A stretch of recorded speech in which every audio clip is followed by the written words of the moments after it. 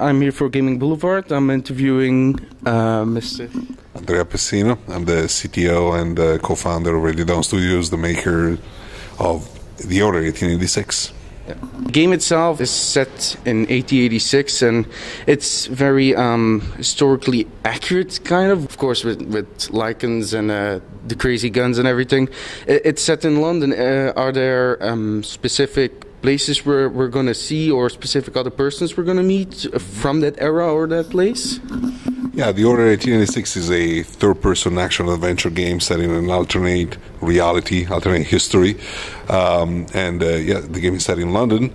And one of the central, ideas of it is really to mix history with just enough, fantasy to make it, make you think about, could this have really happened during this time? It's fantasy, but should still be plausible. And yes, you will meet historical characters, fictional characters. Nikola Tesla is a big part of the story. He in our version of history, he came back from the U.S. He went to the U.S. in 1884. He came back to London to become kind of the crazy gadget maker. He's the one that makes these futuristic weapons that they have.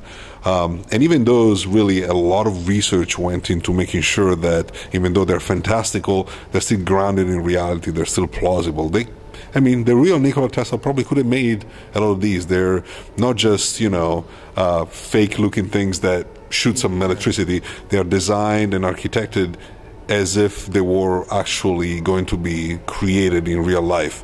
We had guys that are real experts in designing, weapons and so forth that helped us, design and create the mechanical and the electrical look of these guns.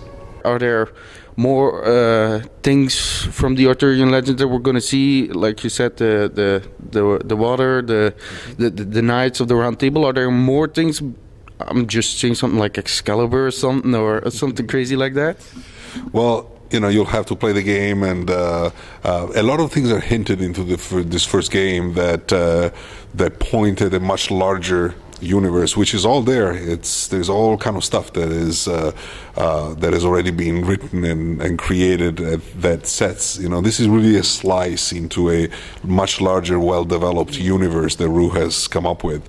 So you'll have to play to find some surprises. But yes, the Arthur plays a central role in the sense that many centuries ago, certain parts of humans started to evolve in a different direction, one that goes back into more, primal and bestial features, so really aggressive, really strong, and predator-like. And it is this branching in the evolutionary path of humans that creates the legend that, since they sort of like wolf-like, they have nothing to do with wolves, but because they look kind of wolf-like, they become the werewolves in popular myth. And this war between these two factions, at the beginning, it's really tough on humans because these, as they call them, half-breeds, are really powerful, like I said, really aggressive and bestial. Arthur is the one that puts together this order of knights with the sole purpose of finding a way to fight these half-breeds. And the way in which they manage to do so is by locating the Grail. But again, all of the different myths come together.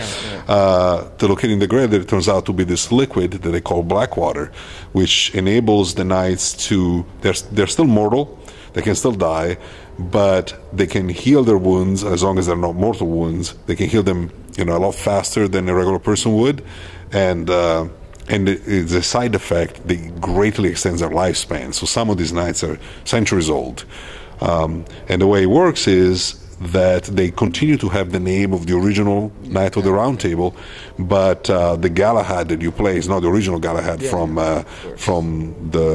Arthur's time, but it used to be somebody's apprentice, protege, and then when that particular knight died, he or she becomes the new keeper of their name. So the Lycans themselves, like you said, they're kind of werewolf-esque. Is there any inspiration from movies or games itself that you kind of took for the Lycans, or? Yeah, well, a lot of work went into the development of the creatures, of course. One of the things we really wanted was to avoid the two typical,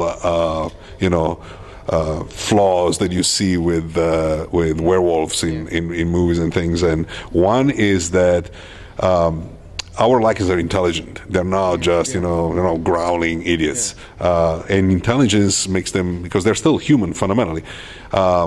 And their intelligence makes them even more scary and dangerous. And the other thing is that we want them to have identifiable features.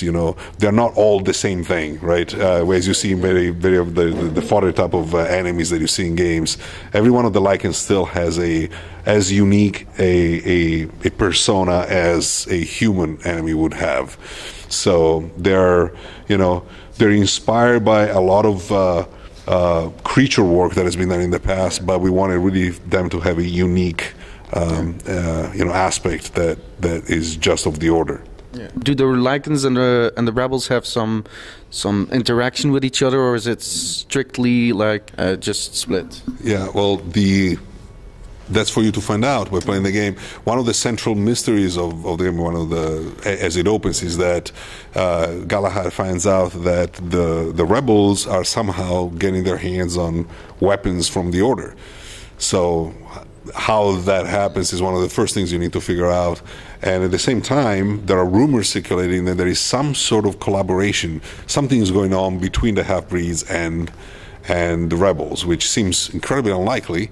But when the Order, which kind of represents the government and the upper classes, is so powerful, who knows? Maybe there is something going on. That's one of the things you have to play to find out. When you showed the trailer for the game, you showed, of course, the squad of the Order. I don't know if they have a specific name, this group. And you teased the monsters themselves as like black shadow creatures. We didn't know what they looked like, and you wanted to build that up. And the next year, you actually showed them.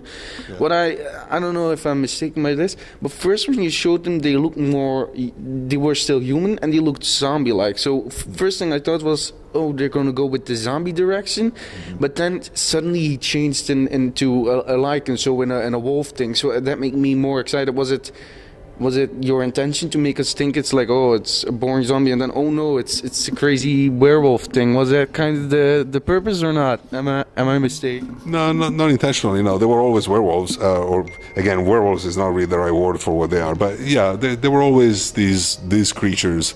And again, there are two kinds of Lycans that you meet in the game. There is the elder, which is the ones that you've seen, the big, intelligent, really dangerous ones, and then there are the more bestial ones, which are the soldiers, and those are really the ones that you saw in the teaser. You barely saw them. That we hinted at in the teaser, but yeah, no, it didn't change. Of course, the creature development continued, and it was refined over the period of time. So obviously from the tease on, things changed a little bit, but no, they were never. We were not trying to mislead or anything like that. Oh yeah, no. I just mean like when you first see them, when you first actually do the reveal, it kind of looks again like a zombie game, and then you suddenly kind of wow people with, oh no, it's not a zombie, it's a school monster thing. But yeah, that's about it. I just want to ask one weird, silly question. You've talked about this being a big universe. Of course, we can't predict the future. Maybe you already know. The Order is probably going to be very successful. Maybe it's going to get sequels. I'm just kind of wondering, how are you going to call the Order 8086 a sequel? Like the Order 28086, the Order 80. I think if there are sequels, I think the name will be cool. I think you should do a prequel and call it the Pre-Order. The Pre-Order. Yeah. A Eurogamer wouldn't like that. No. Well, thank you. Thank you very much. Gray, where are you going?